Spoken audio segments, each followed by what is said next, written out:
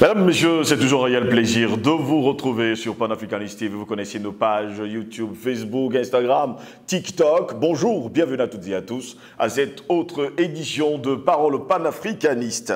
Notre interrogation du jour, Mali, inculpation de militaires ivoiriens, la diplomatie de l'escalade, c'est notre interrogation. Mesdames, Messieurs, les 49 soldats ivoiriens détenus depuis plus d'un mois à Bamako et accusés par les autorités maliennes d'être des mercenaires, ce que nie Abidjan, ont été inculpés pour tentative d'atteinte à la sûreté de l'État et écroués, apprend-on ce dimanche 14 août 2022, de plusieurs sources judiciaires du côté du Mali. Les 49 militaires ivoiriens ont été inculpés vendredi pour tentative d'atteinte à la sûreté de l'État et mis sous mandat de dépôt, a déclaré une source judiciaire malienne proche du dossier. Un proche collaborateur du procureur a confirmé d'ailleurs cette information à nous, Panafricanist TV. Pendant ce temps, Abidjan, de son côté, assure que ces soldats étaient en mission pour l'ONU dans le cadre d'opérations de soutien logistique à la mission des Nations Unies au Mali, la MINISMA, et exige leur libération. Pourtant, selon les informations venant de l'ONU, personne au sein de cette institution ne reconnaît ces 49 personnes comme étant des soldats qui allaient en mission de rotation dans le cadre des opérations de sécurisation du territoire malien par la MINUSMA. Oui, vous l'avez bien compris, les autorités maliennes parlent de mercenaires.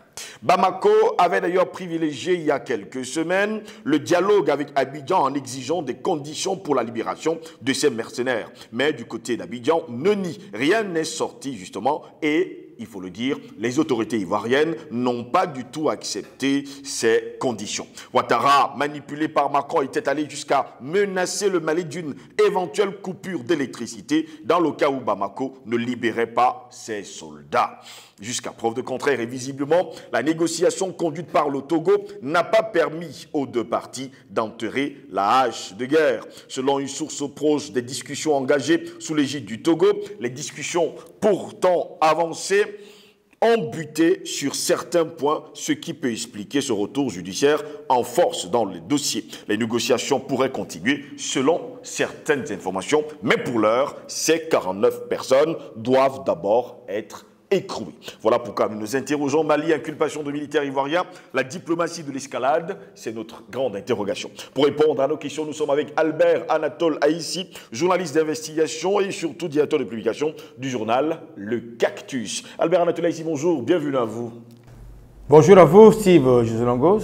Je dis bonjour à vous, techniciens. Comme j'ai l'habitude de le dire, qui font un travail remarquable, excellent, sans qui, n'est-ce pas, ne seront pas du tout visibles. Donc, c'est un maillon essentiel. Je dis bonjour au peuple burkinabé, au peuple malien, spécialement ce matin, pour l'éveil, la réappropriation de l'éveil, n'est-ce pas, de la jeunesse africaine, du peuple africain, dans la dynamique justement de bouter hors du territoire africain, justement des forces déstabilisatrices. Ouais. Je parle de ces armées d'occupation qui polluent nos espaces de vie. Et quand je dis cela, je vais, comme à mon habitude, entrer par un coup de gueule. Tenez-vous tranquille, monsieur Steve Joselangos. Il y a quelques jours, le fameux laboratoire Johnson & Johnson nous apprend que la poudre de bébé à base de talc, dénommée Baby Powder, peut causer n'est-ce pas, des cancers de l'ovaire. Et c'est en 2023 que ce poison sera retiré des rayons. Je ne sais pas s'il y a pareil criminel sur la terre. Je pense qu'il s'agit d'une mesure qui devrait être immédiate, c'est-à-dire de retirer absolument ce produit des étals, des rayons, justement des grandes distributions.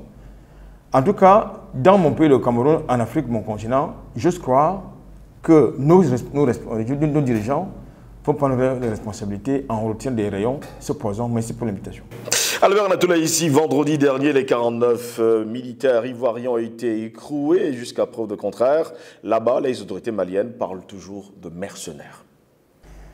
Je voudrais déjà m'offusquer de l'attitude d'une partie de la jeunesse ivoirienne, le week-end dernier, qui a concité cette attitude à annuler le concert de 2 citoyens maliens qui étaient prévus du côté d'Abidjan. Je trouve cette attitude irresponsable, incompréhensible et inappropriée. Et je dis, nous avons eu à le dire ici que le bras de fer entre les dirigeants maliens et les dirigeants ivoiriens n'engage en aucun cas les peuples, je ne dis pas des peuples maliens, des peuples ivoiriens qui sont des peuples frères. Il y a une très grande communauté malienne du côté, autant du côté du Mali que du côté, n'est-ce pas, de la Côte d'Ivoire. Donc, il faut justement que les responsables ivoiriens fassent d'efforts de ne plus instrumentaliser une partie de la jeunesse ivoirienne. Lorsque nous sommes dans une dynamique de lutte de libération du continent africain, comme c'est le cas, il faut éviter ce genre de dynamique négative. Et maintenant, pour revenir à votre question, je pense que, de mon point de vue, la situation diplomatique qui s'est dégradée entre Bamako et Abidjan est le fait des autorités ivoiriennes. Ça, il faut le dire clairement. Dès lors que, lorsque vous êtes dans une des négociations, il y a ce qu'on appelle habituellement le rapport de force. Oui. Et je pense que le Mali était dans une position de force. Dès lors que son espace, son territoire a été envahi par des personnes qui n'avaient ni le droit, ni la légalité, qui n'avaient pas le droit, ni justement la légalité nécessaire pour y accéder. C'est-à-dire des hommes en tenue, présentés comme étant des militaires ivoiriens, avec un matériel militaire de dernière génération. Alors, le Mali était dans son bon droit, dans un contexte de tensions géopolitiques, politiques, sociales, sécuritaires, d'être radical. Et en face, qu'est-ce que les autorités ivoiriennes ont fait? Mais comme d'habitude, puisqu'ils sont les meilleurs élèves de Macron, ils ont opposé justement à la fermeté des autorités maliennes la condescendance, le mépris, l'arrogance. C'est ça qui est la question, c'est ça qu'il faut dire. Parce que les autorités maliennes ont ouvert, vous l'avez d'ailleurs indiqué, c'est-à-dire qu'ils ont été ouverts au dialogue, ils ont trouvé un certain nombre de préalables auxquels les autorités ivoiriennes n'ont pas cru devoir justement déférer. Comme je l'ai dit, ça veut dire qu'en fait, Abidjan est dans une posture, puisque M. Ouattara, oui, il est obnubilé par sa prétention à penser et à croire que c'est lui le maître politique et du jeu politique du côté de l'Afrique de l'Ouest. En tout cas, dans cette zone-là. Non. Ça ne fonctionne pas comme ça. Et vous avez, il faut également clairement le dire, vous avez à Abidjan la France-Afrique et vous avez du côté du Mali des panafricanistes, des patriotes. Ça fait donc 2 lignes qui sont diamétralement opposées.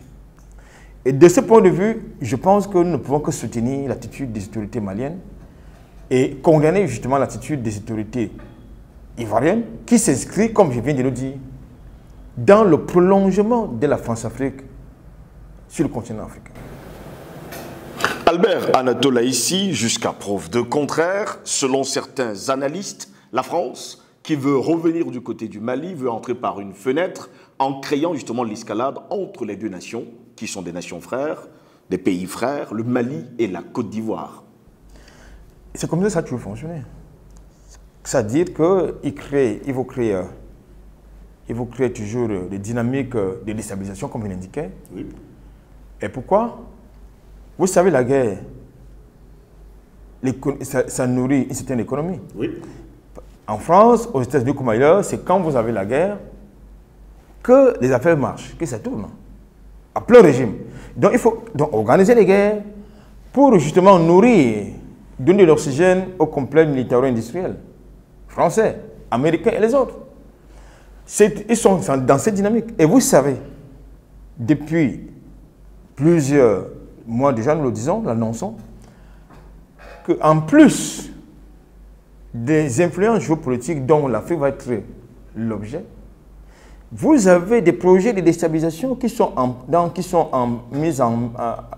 perspective, dans les laboratoires, dans certaines officines occidentales, et portés par la France, portés par les États-Unis, portés par l'OTAN, portés par l'Union européenne.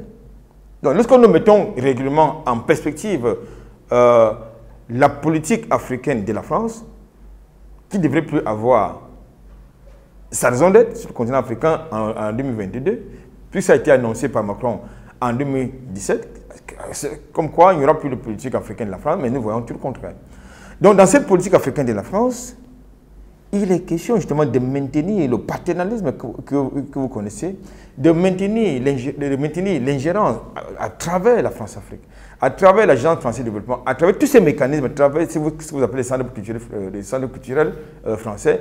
Et tous ces mécanismes-là, il faut mettre le désordre sur le continent africain. Et je pense qu'aujourd'hui, le Mali qui s'est engagé dans une dynamique de révolution, de rupture, est dans la ligne de mire à la fois de Paris, de Washington, à la fois de l'Union européenne, et bien évidemment de certaines forces endogènes, même du côté du Mali. C'est-à-dire ces fameux terroristes qui sont financés et équipés par les forces exogènes. Donc je pense qu'aujourd'hui, les autorités de Bamako, ils ont justement la lucidité nécessaire pour pouvoir régler cette question. Et je pense que c'est ce que Abidjan veut, l'escalade. Votre thématique parle d'escalade diplomatique. L'escalade diplomatique. Justement, si M. Abidjan voulait justement que cette affaire-là soit réglée du point de vue diplomatique, avec le respect que cela impose, que cela impose du point de vue humain, parce que comme je l'ai dit tantôt, le Mali, la Côte d'Ivoire, les peuples qui s'y trouvent sont les peuples frères. Donc, si M. Ouattara pouvait un peu descendre son petit nuage et venir un peu au niveau des autorités de transition malienne, cette question devait être réglée depuis. C'est eux qui ont voulu que l'affaire se transporte sur le terrain judiciaire et que ça démarre sur le terrain judiciaire, alors que ça pouvait se gérer sur le terrain politique. Donc, je pense qu'aujourd'hui, la justice malienne a fait son travail en tant qu'institution. C'est-à-dire, je parle du pôle antiterroriste, oui, justement, qui a pris sa responsabilité de dire le droit, et rien que le droit, on ne peut pas le reprocher à M. Mali d'avoir fait son travail. Jusqu'à preuve de contraire, pour bon nombre d'Africains, la France est aux manettes du côté de la Côte d'Ivoire et veut justement une guerre entre la Côte d'Ivoire et le Mali. Est-ce que ces deux pays, qui ont souvent subi pas mal d'affres, pourraient supporter une éventuelle crise? Je pense que nous, en tant que panafricanistes, nous inscrivons dans la voie du dialogue. Il faut qu'ils se parlent. Et je pense que les autorités maliennes sont toujours disposées au dialogue. La preuve qu'il y a un médiateur qui ont accepté qu'il a rendu visite. Oui. Je parle du président togolais qui est allé à Bamako. Et je crois que Macky Sall s'y trouve également depuis hier pour certainement parler de la même question. Il a fait on va le dire, une visite de quelques heures. Voilà, de quelques heures, voilà. Oui. Il est parti justement pour négocier cette affaire-là. Mais pourquoi est-ce que M. Ouattara ne peut pas prendre son téléphone ou aller carrément au Mali, discuter avec les autorités maliennes? Parce que justement, il estime, il est dans la dynamique, il est dans le paradigme, voilà, il est dans le paradigme de M. Macron qui estime que ces autorités-là sont illégitimes. Ils sont illégitimes, ils n'ont pas de légitimité. Donc, comme lui, il a affaire à des autorités qui ne sont pas légitimes, il ne peut donc pas aller vers eux, discuter avec eux, causer avec eux comme des frères. Non, c'est lui le doyen et il faut que ces désidératas soient considérés comme tels. Non, ça ne fonctionne pas comme ça. Donc, je pense qu'aujourd'hui, et puis, du point de vue de la légalité, du point de vue du droit, les autorités maliennes ont raison. C'est toute la ligne. Il y a eu un imbroglio diplomatique, il y a eu un imbroglio communicationnel dessus, malheureusement démenti par l'ONU, qui a reconnu finalement que le contingent ivoirien qui a été arrêté, le contingent des militaires ivoiriens qui a été arrêté du côté du Bamako n'avait pas les autorisations nécessaires. Oui. Donc, dans un contexte où vous avez justement un pays qui a le droit, le devoir de protéger son territoire, de protéger ses populations, qu'est-ce que vous faites? Albert Anatole, ici, je reviens toujours sur cette question. Puisque l'ONU aujourd'hui a éclairci tout le monde en déclarant fort que ces 49 militaires qui se retrouvaient sur le sol malien n'étaient pas sous sa responsabilité et que l'ONU ne les reconnaissait pas, pourquoi ne pas, on va le dire comme ça, reconnaître ces torts? Je parle bien sûr d'Abidjan. Abidjan, je vous ai dit qu'il est dans la dynamique de Macron. Il fait partie de la Macronie, monsieur Ouattara. C'est-à-dire, la Macronie, c'est quoi? La Macronie, c'est l'arrogance. La Macronie, c'est le mensonge. La Macronie, c'est la condescendance. C'est le mépris des autres. Je pense que, comme je l'ai dit tantôt, je crois qu'ils ont tout faux, les dirigeants d'Abidjan, de croire qu'ils peuvent faire du chantage aux autorités maliennes. Ça ne fonctionne pas comme ça. Et puis, parmi les exigences qui ont été formulées, il y a quand même une qui me semble être assez légitime. Oui. À savoir que Abidjan rapatrie à Bamako les Maliens qui sont recherchés par la justice malienne. Pourquoi c'est si difficile? Pourquoi c'est si difficile de faire amende honorable en demandant des excuses officielles? C'est pas très compliqué pour quelqu'un qui est humble. Mais malheureusement, du côté d'Abidjan, nous avons affaire tout, sauf aux individus, aux personnels qui sont humbles, mais nous avons plutôt affaire à des personnels qui sont des jupitériens, bis, qui sont arrogants, qui sont condescendants, qui pensent que le monde, et qui s'inscrivent, il s'agit justement là de ça fait partie de la logique de la France-Afrique. La logique de la France-Afrique, c'est quoi? C'est ce que vous voyez Macron faire, c'est ce que vous voyez Ouattara faire. Jusqu'à preuve de contraire, Albert Anatole ici, puisque l'ONU ne reconnaît pas les 49 soldats et que les autorités maliennes considèrent ces personnes comme des mercenaires, ne sont-ils pas réellement des mercenaires qui venaient faire un coup d'État au Mali? Disons que je n'ai pas, en tant que journaliste, je vais répondre en tant que journaliste parce que je n'ai pas fait une enquête dessus approfondie pour savoir, mais ce qui est certain, par contre, au regard des éléments factuels que nous avons à notre disposition, ils étaient en situation, disons, de clandestinité, pratiquement. Lorsque vous êtes un homme en tenue, c'est-à-dire un contingent militaire ivoirien qui se retrouve en situation de clandestinité dans un pays en guerre contre le terrorisme, qui est menacé de toutes parts, je crois que là, vous devenez presque des mercenaires. Vous êtes des mercenaires. Vous êtes considérés comme tels des mercenaires. Parce que quand vous vous retrouvez dans une situation de clandestinité, à la fin, la conséquence est là. La conséquence, c'est que l'Allemagne a décidé de retirer du Mali le contingent allemand qui s'y trouvait. Ce sont des dégâts collatéraux de cette crise diplomatique entre Abidjan et Bamako. Donc je crois qu'aujourd'hui, dans les enquêtes, je pense que s'ils ont été inculpés, ces militaires ivoiriens, par le juge d'instruction, par la justice malienne, c'est parce qu'il y a eu des éléments de culpabilité.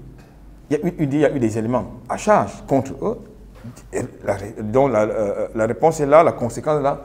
Ils ont été inculpés, ils ont été mis sous mandat de dépôt dans une prison, dans les prisons maliennes. Donc je crois qu'aujourd'hui, ça va se régler là où ça devait. Cette affaire-là va se terminer, là où ça va finir, là où ça aurait dû commencer. C'est-à-dire autour de la table. Et je pense que Abidjan devrait descendre. Je répète, devrait descendre de son petit nuage. Devrait descendre de son piédestal. Quand je parle d'Abidjan, je parle de Alassane Ouattara. Parce que c'est lui qui a quand même 49 concitoyens qu'il a envoyé en clandestinité sur un territoire étranger, dans un pays étranger. Il y a un problème. Pourtant, on se rappelle de ce que Bamako, avec beaucoup de solidarité, avait envoyé il y a encore quelques mois, on va le dire ainsi, on va le dire des têtes de moutons, de têtes de bœufs et de vaches à la Côte d'Ivoire, qui en souffrait d'ailleurs énormément. Pourquoi est-ce que, jusqu'à preuve du contraire, cela ne serait pas réciproque, parler de solidarité, de se mettre autour de la table pour parler en tant que frères et éviter justement une escalade? Mais dans le contexte des sanctions qui ont été prises contre le Mali, le peuple malien, vous avez quand même remarqué qu'il y a 2 ou 3 individus ou personnages qui étaient très engagés à ce que ces sanctions-là soient maintenues. Vous avez d'un côté Alassane Ouattara, qui n'acceptait pas du tout, qui ne voulait pas du tout entendre qu'il y ait une levée des sanctions contre le Mali et son peuple, ainsi que ses dirigeants. Que ce soit vous avez également M. Bazoum. Et puis c'est M. Alassane Dramane Ouattara qui nous intéresse. Je pense que Alassane Dramane Ouattara a un problème. Il a un problème, c'est qu'il appartient à une sorte de caste, c'est-à-dire la France-Afrique, avec ses avatars, c'est-à-dire les loges, la corruption, les ingérences, les conflits armés, tout ce que cela comporte. Et que de l'autre côté de la frontière du pays qu'il dirige, il a affaire à des jeunes, des gens des enfants, des personnes qu'il appelle des jeunes, qui sont dans une autre dynamique, c'est-à-dire le panafricanisme. Engagés, ce sont des patriotes, des nationalistes pratiquement. Ça lui pose un problème. Ça décrédibilise un peu ce qu'il appelle, je veux dire, son hégémonie. Son hégémonie politique en tant que parent politique. C'est ça son problème. Donc je pense qu'aujourd'hui, ce serait une très mauvaise idée pour Abidjan d'engager un bras de fer, qu'il soit militaire ou diplomatique, avec les autorités maliennes. Parce qu'elles sont dans leur bon droit, ces autorités-là. Et je pense également que la jeunesse et le peuple ivoirien, au-delà de tout, doit quand même demander des comptes. Et je pense que le parti des peuples africains Côte d'Ivoire de Laurent Gbagbo a demandé des comptes à M. Alassane Dramane Ouattara sur la situation de ces 59 militaires qui se sont retrouvés de manière illégale et clandestine en territoire malien. Albert Alatouna, ici pourtant, Abidjan menace. On se rappelle quand même de la condition d'Abidjan la dernière fois et qu'il fallait libérer totalement les 49 personnes qui se retrouvent aujourd'hui écrouées. Sinon, Abidjan devait couper l'électricité au Mali. Tout le monde se rappelle très bien de cela. Oui, comme je vous ai dit, c'est une très mauvaise diplomatie. Quelqu'un qui vous dit, déjà, ça veut dire que la Côte d'Ivoire a à sa tête quelqu'un d'incompétent. Il faut le dire. Ça va peut-être choquer certains Ivoiriens, certains Africains. Quelqu'un qui vous dit qu'il a été directeur général adjoint du FMI, qui est un économiste chevronné, mais qui vous parle, qui ne maîtrise pas l'économie, ça devait quand même pour des pauvres gens. Ça devait quand même susciter des questionnements. Du point de vue de la gouvernance politique, c'est pareil. Du point de vue de la gouvernance diplomatique, c'est pareil. Oui. Donc, je pense qu'aujourd'hui, l'arrogance de Ouattara, c'est ça qui a en train de... Ça veut dire qu'il a très peu de cas, il fait très peu de cas, n'est-ce pas, de ses concitoyens. Parce que si c'était quelqu'un qui aime ses concitoyens, la première chose d'un chef d'État, c'est de protéger, d'abord, de protéger l'intégrité du territoire, oui, de protéger les personnes et les biens qui sont dans l'espace dont il a la responsabilité. Malheureusement, comme il a d'autres missions que celle de protection de ses concitoyens, il peut être condescendant, il peut être arrogant, il peut utiliser justement la diplomatie de l'escalade, comme vous l'avez indiqué dans votre thème. C'est ça qu'il est question. Donc je crois qu'aujourd'hui, comme je l'ai indiqué tout à l'heure, cette affaire-là va se retrouver là où ça aurait dû commencer, c'est-à-dire au niveau justement des négociations, au niveau de la médiation, au niveau des dialogues. Pourtant, hier dimanche d'ailleurs, on va le dire comme ça, et lundi, Macky Sall a fait un tour du côté du Mali. Est-ce qu'on peut imaginer que quelque chose pourra en sortir? Que les autorités maliennes prendront une décision en disant « Ok, nous allons les libérer parce que nous voulons la paix ». Oui, je pense que les autorités maliennes ont toujours été dans la logique de l'apaisement. Oui.